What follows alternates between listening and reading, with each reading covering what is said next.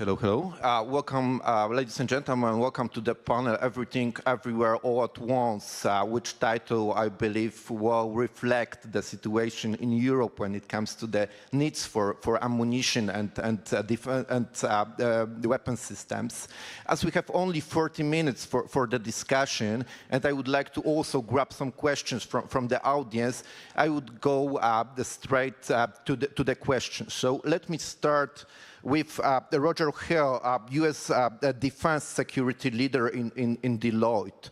Roger, as we know, despite of numerous political declaration initiatives at the EU level, as ASAP, DIRPA, European Defense Investment Program, right now Europe still lagging behind Russia, economically weaker Russia when it comes to the production of ammunition.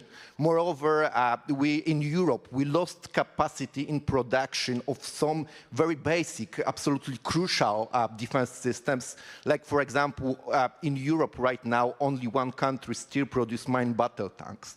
So if you could tell us, from your expert perspective, what are the biggest obstacles blocking EU from production of more ammunition and defense systems, and how these bottlenecks can be addressed? Roger. Good morning. First off, I wouldn't want to purport myself to be an expert in the European defense industrial base. Having said that, my teams and I are working very hard to support the United States defense industrial base and a number of different modernization programs, and I feel confident that the challenges that we're addressing in the United States are very similar to the European defense industrial base challenges. A couple things. I mean, it's not an insignificant shift, for multiple decades of a counterterrorism mission to go to a renewed global power competition. And it's going to require a lot different types of capacity platforms and missions that we're going to have to execute. And so as a result, specifically, one of the challenges to capacity are, aged manufacturing facilities that were largely built to produce at volume a singular asset, and many of which continue to have, analog capabilities and technologies. So that's going to be a continued struggle until we can modernize the way that we manufacture in those manufacturing facilities.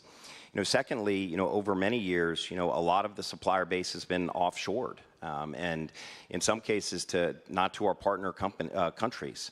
And we have, in other instances, where we have a small number of companies that make very unique specialized parts, and that itself creates many, many different challenges, not only to capacity, but also from a supply chain risk perspective. You're at greater risk for the potential for fraudulent parts, foreign-owned or adversarial-owned, elements within the supply chain, and quite frankly, ensuring that those companies that make those unique parts, don't become financially insolvent. These are all big challenges related to the impact of the capacity.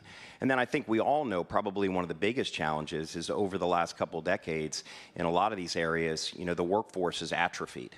Both in terms of volume and in just the underlying tradecraft that exists. I mean, I think, in particular, an example would be nuclear welders. The need for those, obviously, is we want to continue to produce more submarines for deterrence. As a perfect example, having the workforce to be able to do that at the rate and volume that's going to be necessary is a significant challenge. So the challenges are many, but there's still a lot of reason to be optimistic. I can tell you, working alongside our government counterparts, across the United States defense industrial base, there's a sincere commitment, there's a tremendous amount of investment, and technology is becoming our friend in order to be able to really close the gap that's come about over the last couple decades. Thank you very much, Roger. My second question goes to Senator Conway-Mouret, who is Vice Chair of Foreign Affairs, Defense and Armed Forces Committee at French Senate. We know France is a very important player when it comes to the defense industry production. So, Senator, as we know, in Europe, we basically, European Union plus United Kingdom, we use 6 times more equipment than United States, and EU countries spend around half as much as United States for defense, achieving only 10% of the US armed forces capabilities. It's basically clear result of the duplication and protectionist policy of some European countries. So how to avoid this duplication? How EU countries can cooperate closely to avoid this unnecessary spendings for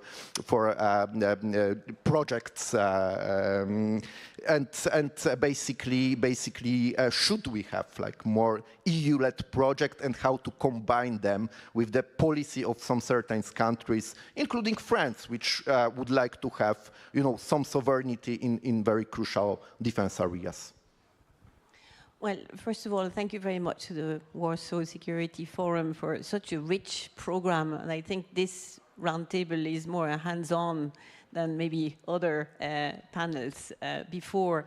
I could just answer yes to your question and stop there, and I have everybody agreeing with me that yes, we do need more cooperation. Of course, we have a legacy of paying the dividends, peace dividends of 70 years of peace, with countries developing their own, armies and capabilities and so on, and also responding to public opinion, which did not see why they should be, having their own taxes going towards an industry, building army equipment for a country at peace. So for all of these decades, we have been underspending.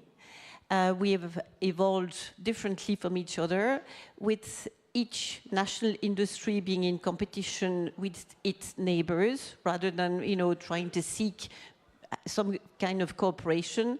And then suddenly war has invited itself again on our continent. And then we are forced to come together, and we're showing that, yes, we can.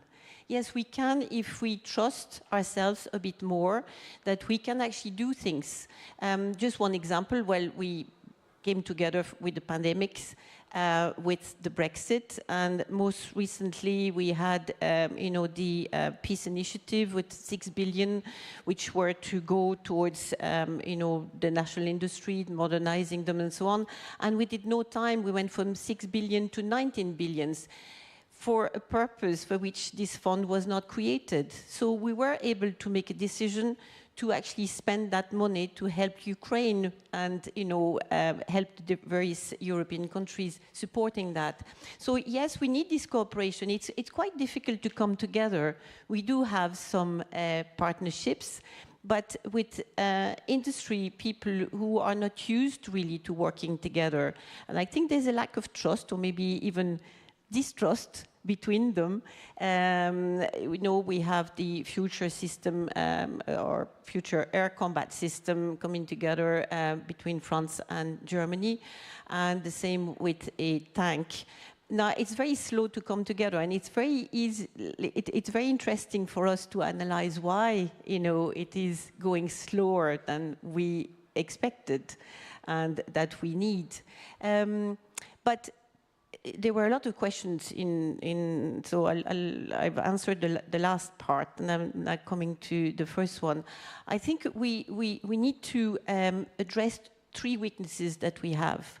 This lack of common procurement and cooperation within European countries, not within NATO. It's working really well, and you're going to say it in a minute. And we are all in NATO and all happy to be part of this organization. We have an insufficient production capacity linked to the fact that the states are the main customers to the industry. And if there was procurement at European level, where there is a lot of funds, if spent together, yes, we could produce more, and the public opinions would follow, because they will see that producing in their own countries creates jobs, it creates growth, and it's all good for the countries. And the last weakness that we have is to have created great dependencies on countries outside of Europe. And it's very difficult for countries that have not developed an industry, that have been dependent on others, to suddenly create that industry and be part of this cooperation. So you see, these three weaknesses, in fact, feed into each other, and we need to address them all together within NATO, but to also say to ourselves that yes, we can, and if we have the political will and the funding that goes with the ambitions that we can display, then it will be possible. Thank you very much, Senator. So thank you also for mentioning NATO, because you know, NATO is another important player when it comes to the readiness of European states' armed forces. So my next question goes to Stacy Cummings, who is General Manager at NATO Support Procurement Agency. So Stacy, if you could elaborate more how this NATO support process of the rebuilding defense capabilities in NATO member states and increase the efficiency of the procurement and defense spending in general in NATO, from NATO perspective. Great. Well, first, thank you so much for inviting me to be part of this panel. When I look at the entire process of identifying requirements, so the planning process, all the way to the execution, NATO plays a very strong role in determining through the NATO defense planning process what are the requirements, what are the defense requirements across the alliance, taking those requirements and allocating them to different nations, creating a platform for nations to see where they have common gaps and where those common gaps could be filled through multinational procurement, multinational projects, and even multinational acquisitions of new defense capability. So at the NATO Support and Procurement Agency, where I'm the general manager, we exist for the sole purpose of bringing NATO allies together to acquire, sustain, and support the defense capabilities that the allies need in order to support their own and our collective defense.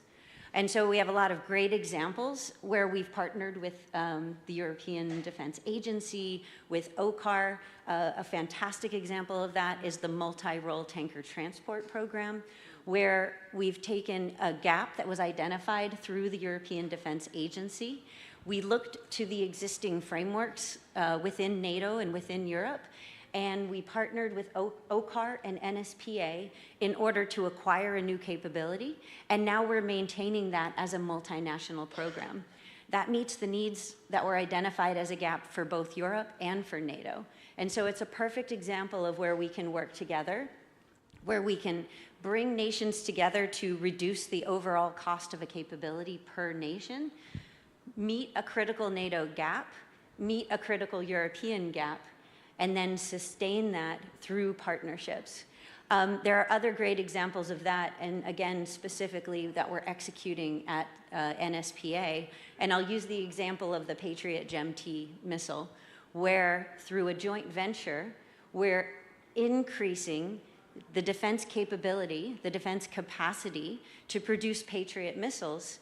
And we're doing so by creating a second redundant, resilient, not just production capability, but supply chain here in Europe, so that the needs of NATO can be met faster and the needs of NATO across the alliance can be met at a lower cost. Thanks. Thank you, Stacy. Thanks for reminding us that NATO is doing a great job in this dimension. So let's grab now the industrial perspective. So I'm turning now to the Wouter van Wersch, Executive Vice President, Airbus. I believe one of the probably biggest European company when it comes to the defense production.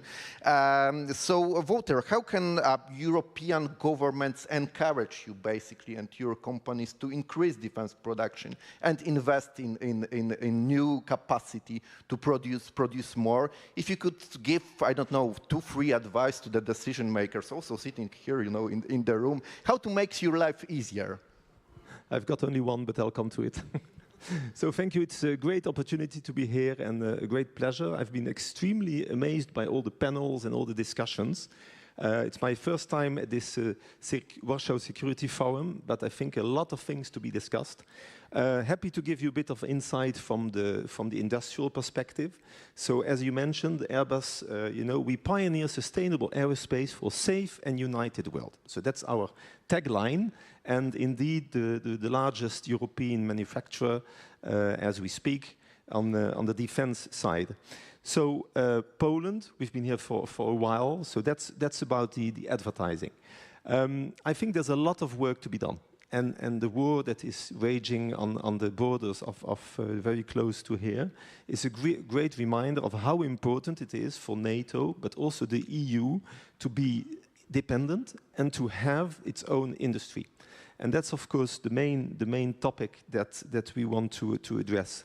It's not only about the products, but it's also about the services, the training, and of course the interoperability of all the equipment that is put around the European nations, because that makes us strong and united.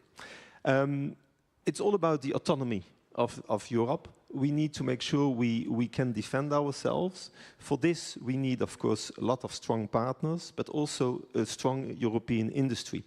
A couple of figures that I would like to share with you. The US invests 80% more in defense compared to the big Europe. And out of the investment in Europe, 80% of the equipment is bought outside of Europe. So I think that's clearly what we need to address. If I've got one advice, is we need to push for a stronger European preference, ensuring that in terms of the decisions that are made, the European industry at large gets a big piece of it. Because it's important not only in terms of the technology, but in terms of the research, the development, the human capital, and the autonomy of the region. So we as a company are really trying to drive this European unification, making sure that in terms of the industry, we really provide the right products, but we do this all together. So to all the governments around here, and I mean, Stacy used the MRTT as a great example. Helene, of course, also the importance of the European industry. So that's really one of our main topics. We want to drive this. We are there to support. Of course, interoperability with other technologies are key, but that's what we really need to make this a success. Thank you very much. So by European, but you know, there is a vicious cycle that you know, some countries don't buy in Europe because Europe doesn't have, you know, a capacity for production. So we need to address it somehow. Nevertheless, before I will go to the audience, let me ask you one question to all of you about investment for the future. So as you know, Europe need to, and West in general needs to maintain its technological advantage over the competitors like China and Russia. So how to combine those two things that we need to invest, in rebuilding our very basic capacity when it comes to ammunition, some certain types of equipment, and investment in R&D, to maintain this technological advantage. So let's go in the same, way as we start. So Roger first.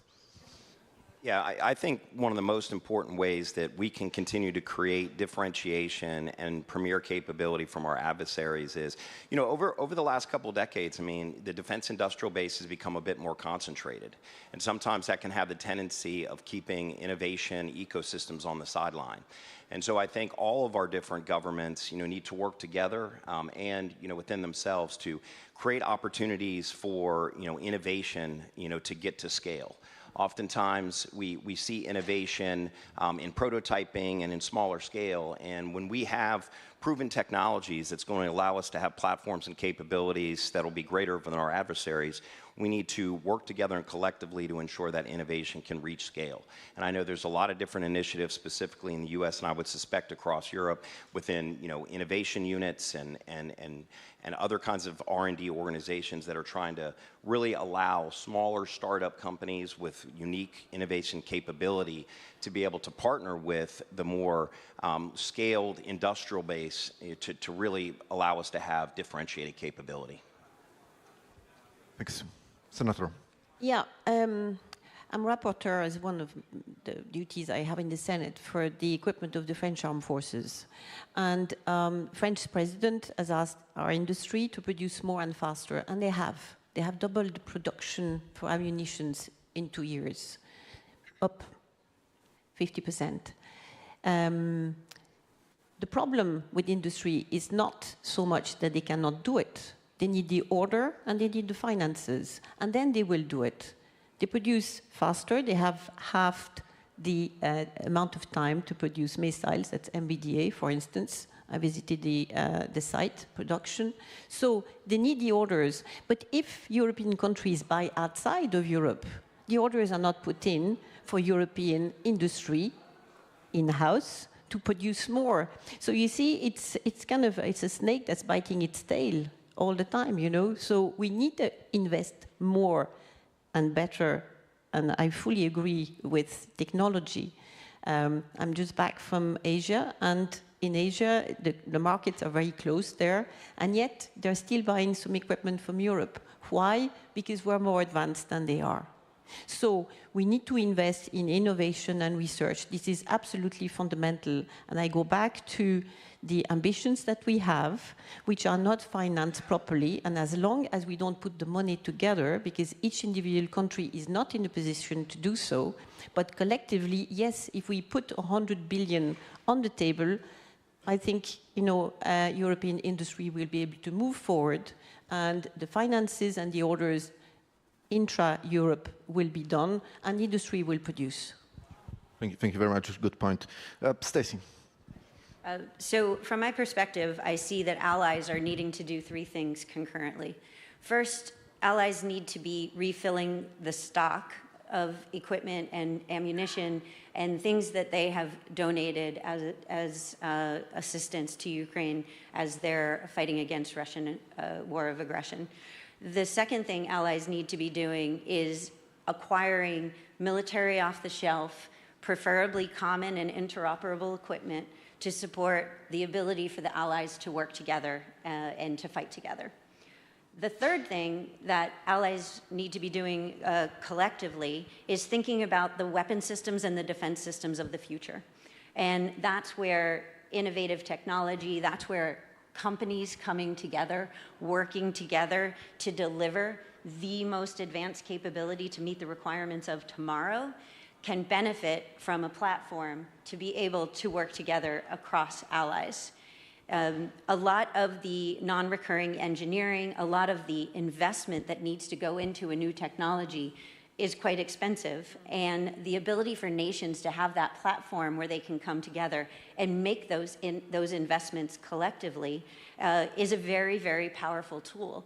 And so this year, we at NSPA stood up for the first time our Acquisition Program Directorate in order to allow us to be that platforms for nations to come together with common requirements and engage industry to deliver on that technology of the future in a collective way.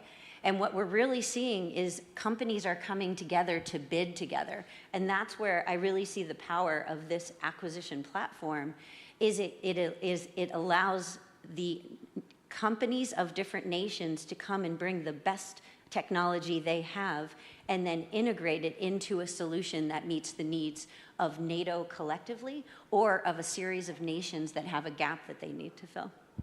Thank you, Stacy. So, Wouter, you know, from Airbus perspective, so actually, you know, defense investment in rebuilding capacity and investment in R&D, you know, for the future. So, can Airbus, you know, walk into the gum at the same time? Thank you. So just the NSPA initiative is a fantastic tool, I think, to answer this and to ensure that we can provide the right equipment, that there's the right interoperability. Maybe to come back to the virtuous circle, as Helene mentioned it, you know, today's orders are generate and fuel the innovation for the future. So, of course, and if you read the recent report that Mr. Draghi has issued, I think it's a very, very good learning for Europe, and it demonstrates how important it is really to make sure that we have a strong European industry and, of course, a competitive industry. There's two parts, I would say. The short term, we have urgent needs as Europe. We need to invest today in equipment to defend ourselves and to work on the current crisis. But we also need to work on the future.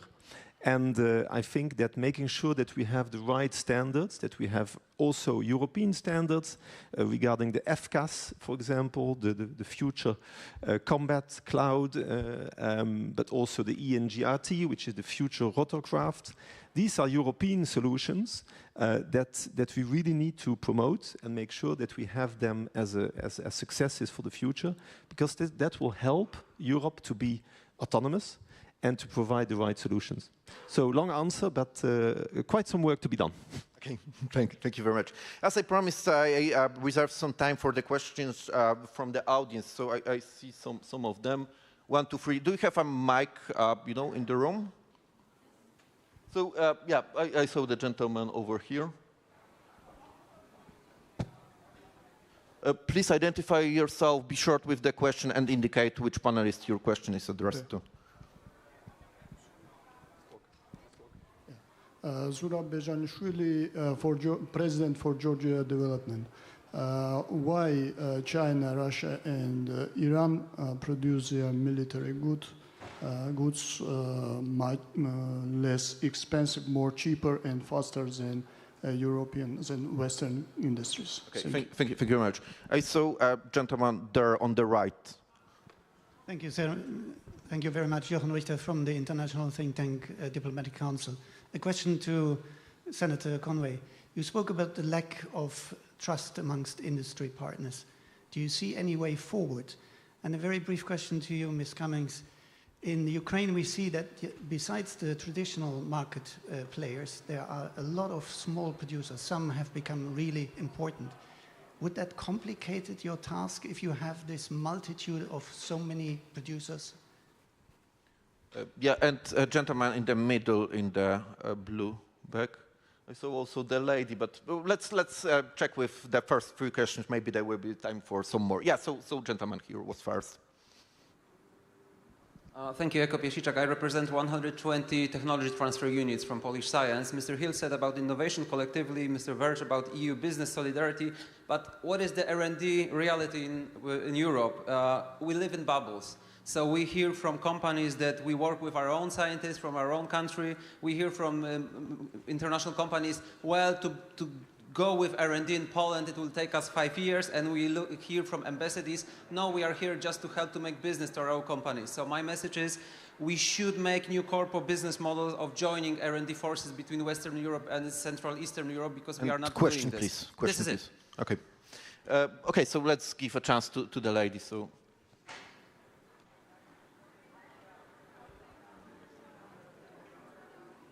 Thank you very much, Elena Lazaru from Chatham House. I just wanted to briefly ask to the Senator, Senator Conway. You mentioned the 100 billion investment in defense that has been floating around by Commissioner Breton and also now Commissioner Designate Kubilius. I wondered what you would think would be the best way to raise this 100 billion and how, among the various ways that are floating around, from the EIB support, the taxonomy, joint debt. I would really like to hear the opinion of the panel. Thank you.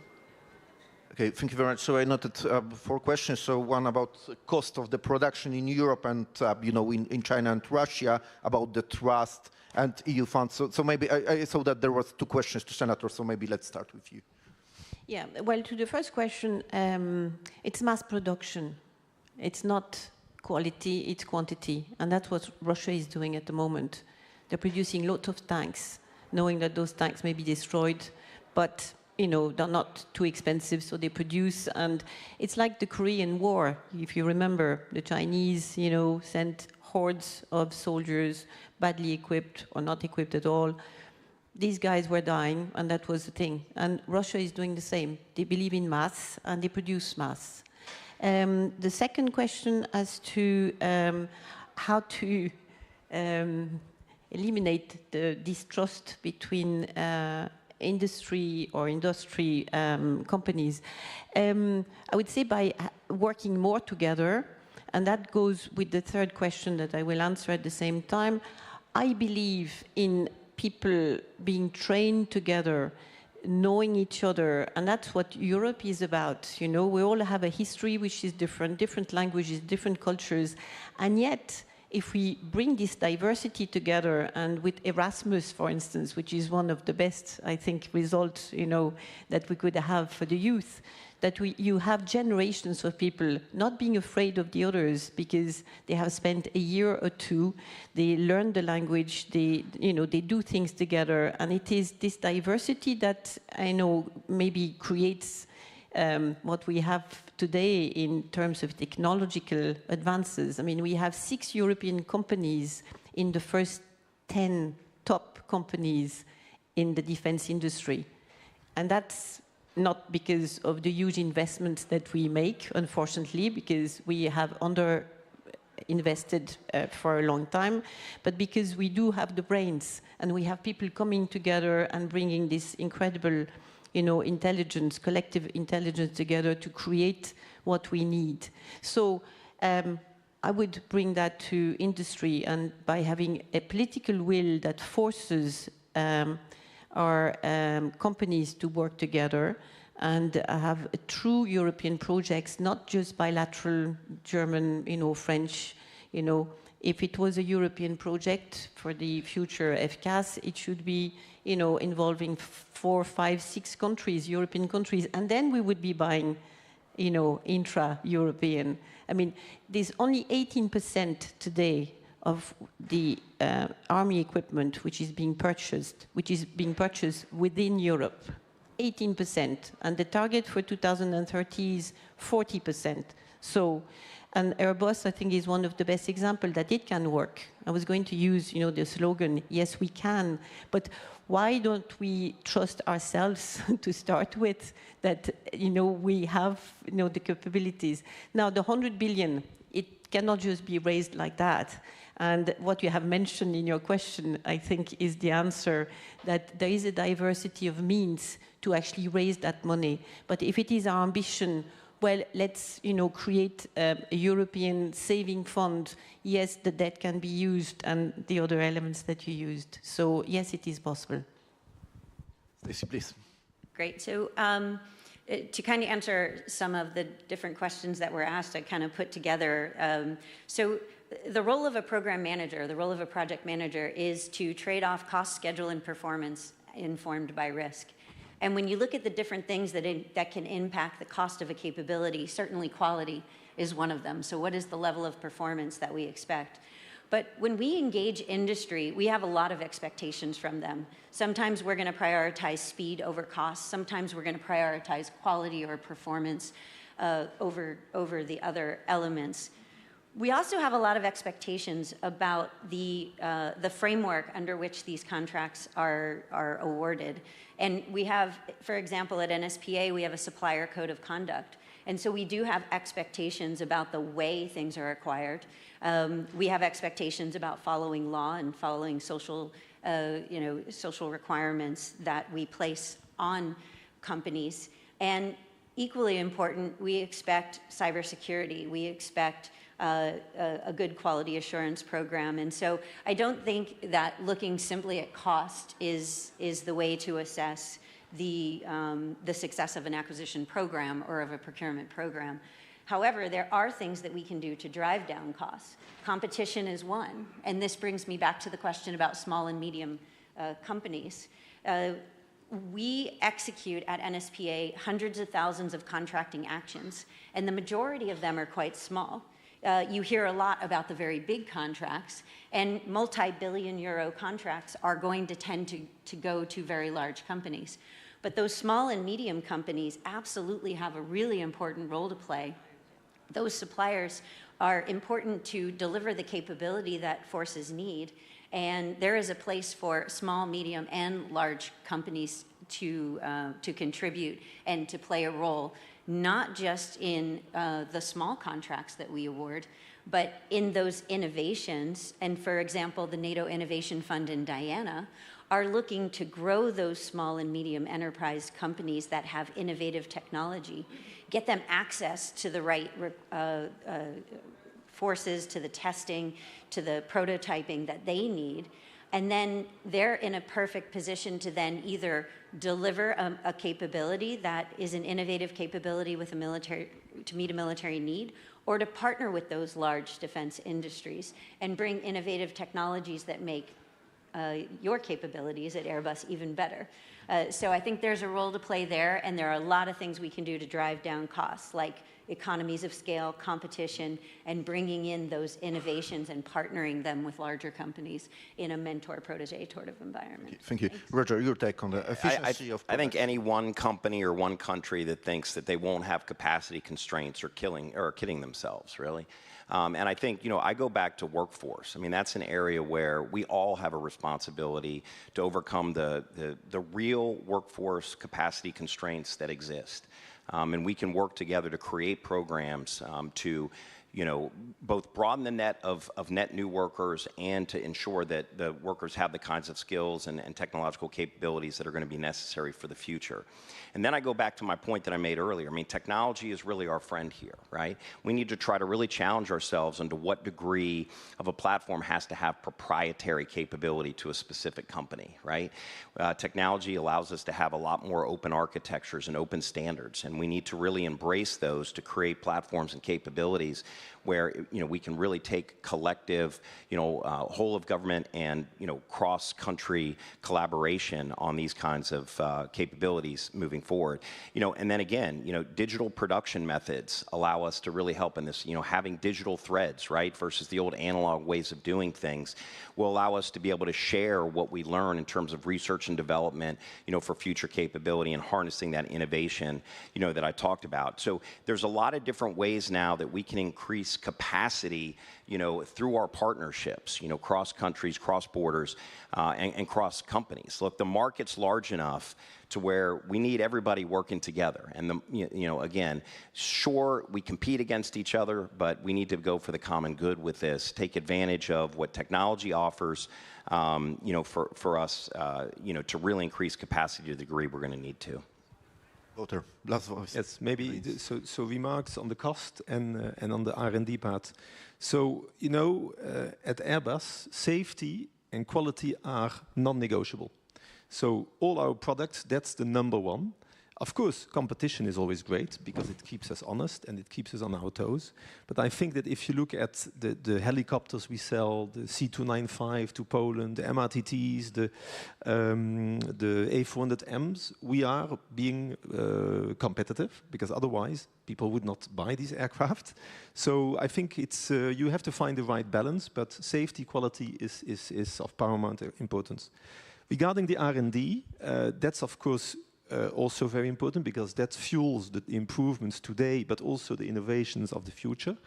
At Airbus, we spend about 3 billion a year on developing new technologies, improving our current assets. And this is not only done by our home nations. We have, I think, 130,000 people in the bigger Europe. Poland is a big part of it. We've got 800 people here that are contributing. And we really want to leverage the larger ecosystem to work together. And, our objective is to become even more European. So please reach out. We really open the door. We want to have more people on board. And of course, make sure that we all build the right and the good, strong products for the future. Wouter, thank you very much. Actually, it was Napoleon who said that to win the war, you need to have three things: money, money, and money. Yeah? But we, from our discussion, we see that situation is a little bit more complicated in Europe, and also we need to have some trust between us to increase efficiency of our defense spending. Nevertheless, we are exactly on time. So thank you very much for your discipline. Dear audience, please join me in the thanks to our great panelists here. I think we had really good discussion. Thank you very much, guys.